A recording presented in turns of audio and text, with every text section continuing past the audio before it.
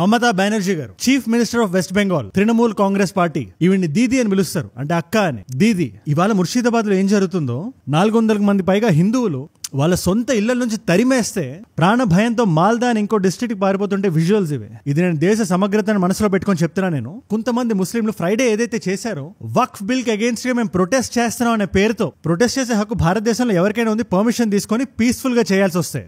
But ఇలా stone బెల్టింగ్ చేసి ఇళ్లలో కెలిపే జనాల్ని చంపేసి కమ్యూనల్ హేట్రెడ్ చూపించడం ఎంతవరకు కరెక్ట్? అది ఒక బిల్లు లోక్సభలో పాస్ అయ్యి, అప్పర్ హౌస్ రాజ్యసభలో పాస్ అయ్యి, ద్రౌపది గారు సంతకం పెట్టిన తర్వాత ఒక రాష్ట్రానికి సంబంధించిన చీఫ్ మినిస్టర్ ముందుకొచ్చి ఈ బిల్లును మా రాష్ట్రంలో మేము ఫాలో అవ్వం అంటే దాని అర్థం ఏంటి? Please remember, when Didi is here, Didi will protect you and your property. Don't distrust. Let us trust each and everybody. ये संसद का कानून है, सबको मानना पड़ेगा అని అమిత్ షా గారు అంటే माइनॉरिटीज कानून को स्वीकार नहीं करेगी। क्या धमकाना चाहते हो भाई? संसद का कानून है, सबको स्वीकार करना पड़ेगा। అది ఆయన అంటున్న మాట కాదు, అది బాబాసాహెబ్ అంబేద్కర్ గారు అంటున్న మాట. అది ఆయన నమ్మిన సిద్ధాంతం, అది ఆయన కన్సీవ్ చేసిన రాజ్యాంగం నుంచి వచ్చిన రూల్. అది దాన్ని పక్కన పడేసి ఏ స్టేట్ కి ఆ స్టేట్ వచ్చి మమతా బెనర్జీ గారు లాంటి వాళ్ళు వాళ్ళ ఓట్ బ్యాంక్ పాలిటిక్స్ కోసం ముస్లిం ఓట్ అనేది ఇంపార్టెంట్, నన్ను మళ్ళీ సీఎం కుర్చీ ఎక్కిచ్చేది అదే అనే ఏకైక సిద్ధాంతంతో మీరు రెచ్చగొట్టలేదా జనాల్ని? ఇవాళ మొత్తం వెస్ట్ బెంగాల్ లో జరుగుతున్న ఈ వైలెన్స్ గురించి మాట్లాడదాం. ప్లస్ దాంతోపాటు ఒక ఇంపార్టెంట్ విషయం ఒకటి ఉంది. స్వతంత్రం వచ్చినప్పటి నుంచి West Bengal has always been a troubled state. Violence ఎక్కువ. మనం 21 అసెంబ్లీ ఎలక్షన్స్ తర్వాత వెస్ట్ బెంగాల్ ఏం జరిగిందో చూసాం. लोगों के घर में आग लगा दिए गए हैं, लोगों के घर तोड़े जा रहे हैं, कार्यकर्ताओं की हत्या की जा रही है, అరాజకత సడక్ పర్ పూరీ తరహ సే ఛా గయి. మనం ఇంకా వెనక్కి వెళ్తే ఇంకా వైలెన్స్ కనబడుతుంది. దీని అన్నిటికీ ఒకటే సొల్యూషన్ ఉంది, అది అందరం మాట్లాడాలి. ఇలా మాట్లాడితే మత సామరస్యానికి అగేన్స్ట్ గా కాదు. అది హిందువులు, ముస్లింలు, క్రైస్తవులు, సిఖ్లు అందరూ కలిస్తేనే మన భారతదేశం నేను నమ్ముతాను నేను. బట్ అన్యాయం జరిగితే మన గొంతు లేవాలి, నిజాన్ని నిర్భయంగా మాట్లాడగలగాలి. జర్మన్స్ ఏదైతే జూ సామాజిక వర్గానికి చేశారో అది వాళ్ళు మర్చిపోతున్నారు. 100 సంవత్సరాలు పక్కన పెట్టండి, 500 సంవత్సరాలైనా మర్చిపోరు. వాళ్ళు పుస్తకాల్లో రాసుకుంటారు, వాళ్ళు జనరేషన్స్ కి చెప్పుకుంటారు. They might forgive but they never forget. వాళ్ళకి జరిగిన పర్సిక్యూషన్ ని, గ్యాస్ చేంబర్స్ వాళ్ళకి ఏదైతే చేశారో దాన్ని. For the very same reason కశ్మీర్లో కాశ్మీరీ పండిట్స్ కి ఏం జరిగిందో ఎంత కప్పెట్టేద్దామని చూసినా దాన్ని మనం మర్చిపోనివ్వకూడదు, మర్చిపోకూడదు. మీరు 1991 కశ్మీర్ ని మర్చిపోదామని చూస్తే అది 2025 లో ముర్షిదాబాద్ లో రిపీట్ అవుతుంది. 400 మంది. కొన్ని న్యూస్ అవుట్లెట్స్ అయితే 500 అని రాస్తున్నారు. వాళ్ళ దేశంలోనే వాళ్ళ ఇళ్లను వదిలేసి వాళ్ళు వెళ్ళిపోవాల్సి వస్తుంది. ఇది ఎంతవరకు కరెక్ట్? ఇది సో నా హిందూ సోదరులతో పాటు నా ముస్లిం సోదరులు, క్రైస్తవ సోదరులు కూడా ఇది వినాలి. అయినా హిందువులు, ముస్లిం, క్రైస్తవులు ఏంటి, ప్రతి భారతీయుడు వినాలి ఇది. అండ్ నా సైడ్ నుంచి ఇలాంటి ఇంపార్టెంట్ వీడియో రోజు కూడా మీ దగ్గరకు వస్తుంది ఎవ్రీ సింగిల్ డే. ఏ బర్నింగ్ టాపిక్ నైనా రెస్పాన్సిబుల్ గా మాట్లాడుతూ అందరికీ అర్థమయ్యేలా చేసి 10-15 నిమిషాలు మీ ముందు పెట్టేస్తాం. చాలా మంది వీడియోలు చూస్తున్నారు అండ్ ఒక నాలెడ్జ్ పిల్ల కన్స్యూమ్ చేస్తున్నారు. బట్ ఇలాంటి వీడియోస్ చాలా మంది కొత్త వాళ్ళకి కూడా రీచ్ అవుతాయి కాబట్టి చెప్తున్నాను. నేను వీడియో పెట్టిగానే మీ దగ్గర రావాలంటే కింద కనబడే సబ్స్క్రైబ్ బటన్ నొక్కి పెట్టేసుకోండి. నొక్కేసారుగా డన్ స్వామి. వెస్ట్ బెంగాల్ లో జరిగిన వైలెన్స్ వెనకాల ఉండే కాంటెక్స్ట్ గురించి మీకు అర్థం కావాలంటే ఫస్ట్ మీరు అర్థం చేసుకోవాల్సింది వెస్ట్ బెంగాల్ పాలిటిక్స్. మీకు ల్యాండ్స్కేప్ సింపుల్ గా ఎక్స్ప్లెయిన్ చేస్తే జాగ్రత్తగా వినండి. వెస్ట్ బెంగాల్ లో ఇప్పుడు రూలింగ్ లో ఉన్నది తృణమూల్ కాంగ్రెస్ పార్టీ. ఇది కాంగ్రెస్ నుంచి సెపరేట్ అయింది. ఇన్ఫాక్ట్ మమతా బెనర్జీ గారు 2011 నుంచి పవర్ లో ఉన్నారు. ఆవిడ ప్రైమ్ అపోజిషన్ ఇస్ బీజేపీ. వచ్చే సంవత్సరం ఎలక్షన్స్ జరగబోతున్నాయి అండ్ ఆ ఎలక్షన్స్ చాలా ఇంపార్టెంట్. ఎందుకంటే వెస్ట్ బెంగాల్ లో లోక్సభ సీట్లు 42. అందులో ప్రస్తుతానికి తృణమూల్ కాంగ్రెస్ పార్టీకి 29 సీట్లు ఉంటే బీజేపీకి 12 సీట్లు ఉన్నాయి. కాంగ్రెస్ కి 1 సీటు, కమ్యూనిస్ట్ పార్టీకి 0. ఇది వింటే తృణమూల్ కాంగ్రెస్ పార్టీకి ఒక ఎడ్జ్ ఉన్నట్టు మీకు అనిపిస్తుంది, కానీ కొంచెం జూమ్ ఇన్ చేయండి. ఓట్ షేర్ లో మనం వెళ్తే చాలా టైట్ కాంపిటీషన్ ఉంది. టీఎంసీకి, బీజేపీకి. తృణమూల్ కాంగ్రెస్ పార్టీకి 45% ఉంటే బీజేపీకి 38% ఉంది. సిమిలర్లీ అసెంబ్లీలో మనం చూస్తే 294 సీట్స్ ఉన్నాయి. అందులో థంపింగ్ మెజారిటీ 215 సీట్స్ టీఎంసీవే, 48% ఓట్ షేర్. 77 సీట్లు బీజేపీకి ఉన్నాయి with 38% vote share. So central elections కి సంబంధించి బీజేపీలో ఎవరు పవర్ లో ఉంటే సెంట్రల్ లో పాలసీ మేకింగ్ అది చాలా ఇంపార్టెంట్. మనం లోక్సభ ఎంపీ సీట్లు చూసినా, అసెంబ్లీ సీట్లు చూసుకున్నా చాలా ఎక్కువ. ప్లస్ ఇంకా మనం జూమ్ ఇన్ చేసి డెమోగ్రఫిక్స్ చూసినా కూడా ఇది బంగ్లాదేశ్ కి బార్డర్ స్టేట్. ఇది చాలా వరకు ఇల్లీగల్ ఇమిగ్రెంట్స్ లోపలికి వస్తుంటారు. అదే ఇప్పుడు రూలింగ్ పార్టీ కావాల్సింది కూడా. దానికి ముఖ్యమైన రీజన్ ఏంటంటే టీఎంసీ పార్టీ మెయిన్ గా అనేది ముస్లిం అపీస్మెంట్ ఓట్ల మీద. అంటే ముస్లింలను రెచ్చగొట్టి కమ్యూనల్ వైలెన్స్ ఇన్సైట్ చేసి ఈ డివిజన్ వల్ల క్రియేట్ అయిన హేటెడ్ తో ఓట్లు గుద్దుతారు కదా, అదే ఆ పార్టీకి పవర్. మీరు పర్సెంటేజ్ చూసుకున్నా కూడా హిందువుల పర్సెంటేజ్ 70% అయితే ముస్లిం పర్సెంటేజ్ 30% ఉంది. ముర్షిదాబాద్, మాల్దా, ఉత్తర్ దినాజ్పూర్ ఇలాంటి ఏరియాస్ లో ముస్లిం పర్సెంటేజ్ చాలా ఎక్కువ, 67% ఉంటుంది. ఎనీవేస్ ఈ 70% హిందువులు ఎవరైతే ఉన్నారో వాళ్ళు చాలా ఐడియాలజికల్లీ ఫ్రాగ్మెంటెడ్ గా ఉంటారు. అంటే వాళ్ళ ఐడియాలజీ బట్టి రకరకాల పార్టీకి వాళ్ళు ఓట్లు వేస్తారు. బట్ స్పెసిఫికల్లీ ముస్లిం అపీస్మెంట్ మనం చేస్తే ముస్లిం పర్సెంటేజ్ ఓట్లని మనకే పడతాయి. స్లైట్ ఎక్సెప్షన్ ఉంటుంది అంతే. మెజారిటీ ఆఫ్ ద పార్టీస్ ఇప్పుడు దాకా వెస్ట్ బెంగాల్ ఎవరైతే రూల్ చేశారో అది కాంగ్రెస్ పార్టీ అయినా, సిపిఐ అయినా, లేకపోతే ఇప్పుడు వచ్చిన టీఎంసీ అయినా ఈ ఫార్ములాను ఫాలో అయ్యారు. అందువల్ల కమ్యూనల్ వైలెన్స్ గానీ, కమ్యూనల్ హేట్రెడ్ గానీ చాలా ఎక్కువ. ఇప్పుడు మీకు బ్యాక్గ్రౌండ్ అర్థమైపోయింది కాబట్టి మొన్న ఫ్రైడే ఏం జరిగిందో మనం చూద్దాం. 15 సంవత్సరాలుగా రూల్ చేస్తున్న దీది వచ్చే ఎలక్షన్స్ లో ఖచ్చితంగా అసెంబ్లీ సీట్లు మనకే రావాలని చెప్పి ఈ వక్ఫ్ బిల్ బయటికి రాగానే మా స్టేట్ లో మేము ఇది ఫాలో అవ్వం, మేము గొడవ చేస్తాం, ధర్నాలు చేస్తాం, ప్రొటెస్టులు చేస్తాం అనే మీనింగ్ వచ్చినట్టు మాట్లాడి జనాల్ని రెచ్చగొట్టారు ఆవిడ. একদিন তারা যদি একটা আন্দোলনের ডাক দেয়, আপনি নিজেকে সামলে রাখতে পারবেন তো? যে অশ্লীল কথা বলছেন, একটা ধর্মের নামে এত কুৎসা করছেন, একটা অপপ্রচার করছেন ఒక సీఎం కుర్చీలో కూర్చొని. ఇప్పుడు దానివల్ల ఏమవుతుంది, ఆల్రెడీ హెవీగా పాపులేషన్ ఉండే ముర్షిదాబాద్ లాంటి ఏరియాలో జంగీపూర్ లో ఫ్రైడే మధ్యాహ్నం ఒక 2-2:30 PM కలగా జుమ్మా ప్రేయర్స్ తర్వాత ఒక కోఆర్డినేటెడ్ ప్రొటెస్ట్ లా స్టార్ట్ అయింది. కాకపోతే ఇది నాన్ వైలెంట్ కాదు, వైలెంట్. రాళ్ళు ఇసిరడం, ముఖ్యంగా హిందువులు ఉండే ఇళ్లని, వాళ్ళు చేసే బిజినెస్ ని టార్గెట్ చేయడం, పెద్ద పెద్ద సూపర్ మార్కెట్స్ ని ధ్వంసం చేసేసి అందులో ఉండే సామాన్లను బయటికి తీసుకొచ్చేయడం. ఎవరైతే ఈ ప్రొటెస్ట్ చేస్తారో వాళ్ళు మనం ఒక్కటే మాట అడగాలి, ఇలా ప్రొటెస్ట్ చేయడం వల్ల వక్ఫ్ బిల్ వాళ్ళు వెనక్కి తీసుకుంటున్నారని మీకు ఏ కొంచెం అయినా థాట్ ఉందా? లేకపోతే ఆ మిక్సీ కోసం, గ్రైండర్ కోసం, ఆ టీవీ కోసం మీరు చేస్తున్నారా? Straight question. దీంతో ఆల్రెడీ చాలా మంది జనాలు పారిపోవడం మొదలు పెట్టారు. అక్కడ హిందువులు మైనారిటీ ఆ పర్టికులర్ ఏరియా రీజియన్ లో. ఈ గొడవ పెరిగి పెద్దదే సాయంత్రం అయ్యేసరికి ఈ మాబ్ ఏదైతే ఉందో హర్ గోబింద్ దాస్ అనే ఒక వ్యక్తి ఇంటికి వెళ్ళి, ఇది జస్ట్ ఒక ఎక్స్ట్రీమ్ ఎగ్జాంపుల్ మాత్రమే, ఆయన భార్య పారుల్ దాస్, ఆయన కొడుకు చందన్ దాస్, పాప ఆయనకి 70 ఏళ్ళు, ఆయన అబ్బాయికి 40 ఏళ్ళు, వాళ్ళిద్దరిని చంపేశారు. అప్పటికే పోలీస్ డిప్లాయ్మెంట్ కూడా స్టార్ట్ అవడం మొదలు పెట్టింది. బట్ ఇక్కడ మీరు అర్థం చేసుకోవాల్సింది ఏంటంటే, పోలీసులు వాళ్ళ సైడ్ వాళ్ళు ఏం చెప్తున్నారు, ఇవాళ మా మేజర్ ఫోర్సెస్ మా దగ్గర లేవు, ఎందుకంటే శ్రీరామనవమి ప్రొసెషన్ కి మేము డిప్లాయ్ చేసాం చాలా మంది పోలీసుల్ని, అందుకే పోలీసులు తక్కువ ఉండడం వల్ల మేము కంట్రోల్ చేయలేకపోయామని పోలీసులు చెప్తున్నారు. బట్ జరగాల్సిన నష్టం అప్పటికే జరిగిపోయింది, 2 వ్యక్తులు చనిపోయారు. ఇజాజ్ మోమెన్ చెప్పి ఒక ముస్లిం వ్యక్తి, ఆయనకి 21 సంవత్సరాలు. ఈ గొడవల్లో పోలీస్ షూట్అవుట్ లో ఆయన కూడా చనిపోయాడు. నిమ్టిటా రైల్వే స్టేషన్ అని ఒకటి ఉంటుంది, ఆ రైల్వే స్టేషన్ మీదకి వెళ్ళిపోయారు. అక్కడ ప్రొటెస్ట్ చేసి, గొడవ చేసి, ధ్వంసం చేశారు. ఈ ప్రొటెస్టర్స్ ఎవరైతే ఉన్నారో పోలీస్ వెహికల్స్ ని కూడా వదలలేదు, వాటిని కూడా కాల్ చేశారు. లాస్ట్ నేషనల్ హైవే 12 అని ఉంటుంది, అది దాన్ని బ్లాక్ చేశారు. అంటే ఒక state law and order complete గా కుప్పకూలిపోయింది. నేను అందుకే ఈ వీడియోని స్టేట్ చీఫ్ మినిస్టర్ తో మొదలు పెట్టా. ఒక స్టేట్ ని 15 సంవత్సరాలు గవర్న్ చేసి, నేను రూల్ అనే మాట కన్నా గవర్న్ అనే మాటని బాగా ఇష్టపడతాం. అన్ని సంవత్సరాలు గవర్న్ చేసిన తర్వాత కూడా లా అండ్ ఆర్డర్ మన చేతిలో లేకపోతే దాన్ని ఎవరు తప్పు అంటారు? ఇది మీరు చేసిన పాలసీస్ తప్పే కదా, మీరు రెచ్చగొట్టిన మీ స్పీచెస్ తప్పే కదా, అది కాదంటారా? ఎవరికైతే ఇది అగేన్స్ట్ గా వెళ్తుందో ఆ మీడియా ఛానల్స్ కన్వీనియంట్ గా ఈ న్యూస్ ని కవర్ చేయడం మానేశారు, పెద్దగా మాట్లాడలేదు, బయటికి రావట్లేదు. నేను మళ్ళీ చెప్తున్నా, కాశ్మీర్ మనం ఆ రోజు రాయలేదు కాబట్టి ఇవాళ వెస్ట్ బెంగాల్ మనం మాట్లాడకపోతే రేపు ఇంకేదైనా స్టేట్ అవుతుంది. అన్యాయం జరిగితే గొంతు లేవాలి. నెక్స్ట్ డే సాటర్డే ఏమైనా ఆగారా? సమస్య లేదు. ధులి అనే ఒక ఏరియా ఉంది, అక్కడికి చొరబడ్డారు. అక్కడ ప్రైవేట్ హాస్పిటల్లో, షాపింగ్ మాల్లో చొరబడి అక్కడి మాల్టా ఎస్పీ ఆయన పేరు మొహమ్మద్ జమాల్, ఒక ముసల్మాన్, ఆయనకు కూడా మీరు దెబ్బలు తగిలేలా చేశారు. మధ్యాహ్నానికల్లా ఇది హైకోర్టుకు చేరి హైకోర్టు చెప్పింది, మీ స్టేట్ వల్ల జరిగే పని కాదు, ఇది సెంట్రల్ ఫోర్సెస్ డిప్లాయ్ చేయాల్సిందే, BSF రావాల్సిందే అని. సాయంత్రానికల్లా సెక్షన్ 144 పడిపోయింది. ఏ నలుగురు కలిసి కనబడకూడదు, కన్స్పైర్ చేస్తున్నట్టు అవుతుంది. అది తీసుకెళ్లి సెల్లో పెట్టేయచ్చు. మొత్తం ఇంటర్నెట్ బంద్ అయిపోయింది. స్టేట్ స్టాండ్ స్టిల్ లోకి వచ్చేసింది. ఇప్పుడు ఫైనల్ గా సెంటర్ BSF దిగేసరికి అరెస్టులు మొదలయ్యాయి. దెబ్బకి సండే మార్నింగ్ కల్లా 150 మందిని అరెస్ట్ చేశారు. For the Bengal police, more than 150 people have been arrested in connection with the violence.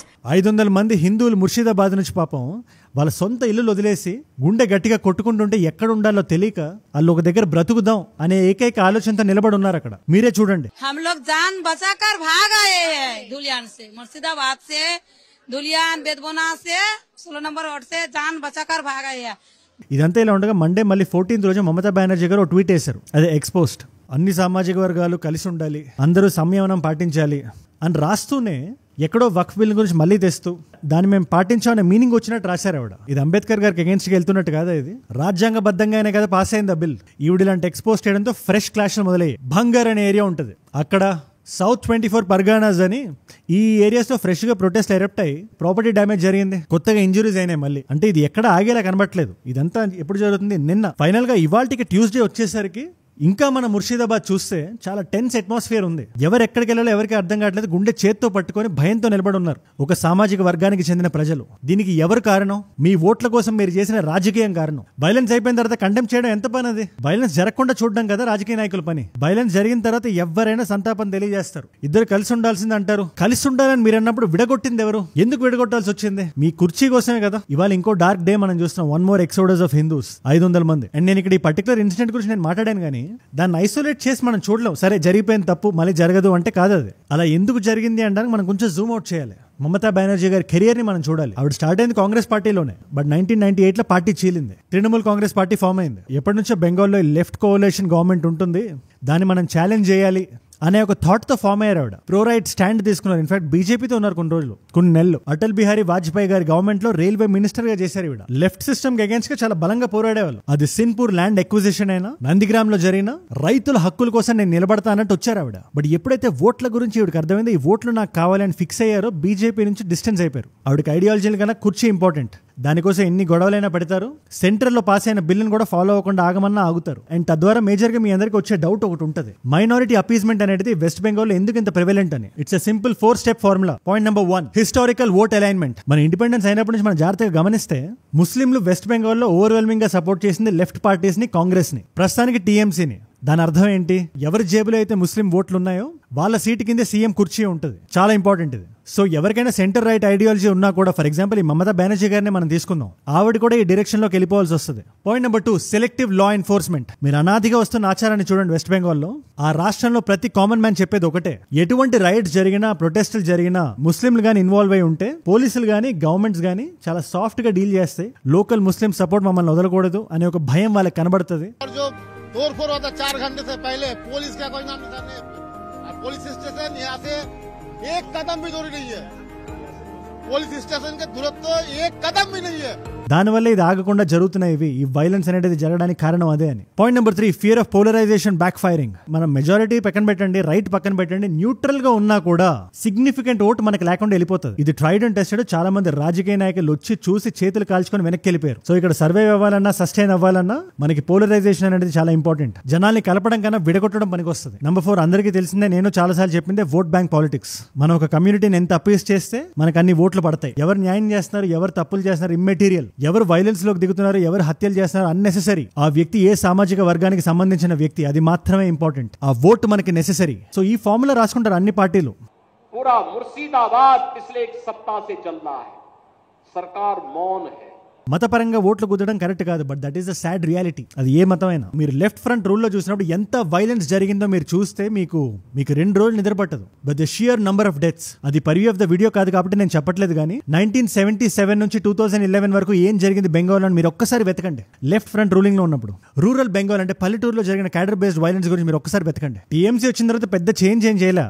ఆ రెడ్ ఫ్లాగ్ పీకి గ్రీన్ ఫ్లాగ్ పెట్టారు, బట్ వైలెన్స్ అలాగే కంటిన్యూ అయ్యేలా చూశారు. ఎందుకంటే వైలెన్స్ జరిగే కొద్దే రాజకీయం నడుస్తుంది. ప్లస్ సడన్ గా లెఫ్ట్ కొలాప్స్ అయిపోయిన తర్వాత 2011 లో ఒక రకమైన ఐడియాలజికల్ వాక్యూమ్ క్రియేట్ అయింది. అది మనకి డైరెక్ట్ గా స్ట్రీట్ లెవెల్ అగ్రెషన్ లో కనబడింది. జనాలకు అర్థం కాలే, ఒక కామన్ మ్యాన్ కి నేను ఓటేసింది ఎవరికి, ఏ సిద్ధాంతాన్ని మనం ఫాలో అవుతున్నాం, దానివల్ల మనకు వచ్చేది ఏంటి. దానికి తోడుగా పొలిటీషియన్స్ మాట్లాడే మాటలు, రెచ్చగొట్టే మాటలు. మీరు సందేశ్ ఖలీ వెళ్ళండి, బసీరాట్ వెళ్ళండి, కూచ్ బీహార్ అని ఉంటుంది. ముర్షిదాబాద్ మనందరికీ తెలిసిందే. అది టీఎంసీకి, బీజేపీకి, లోకల్ మాబ్స్ కి, అందరు గ్రాస్ రూట్ వర్కర్స్ కి ఒక రణరంగంలో ఉంటుంది. అది డెమోక్రసీ కనబడదు అక్కడ. మీడియా కూడా చాలా కన్వీనియంట్ గా కవర్ చేస్తుంది. సిద్ధాంతాల పరంగా మనకు ఎలా అవ్వకపోతే మనం చూపించకూడదు అనే ఒక ఐడియాలజీతో ఉంటుంది.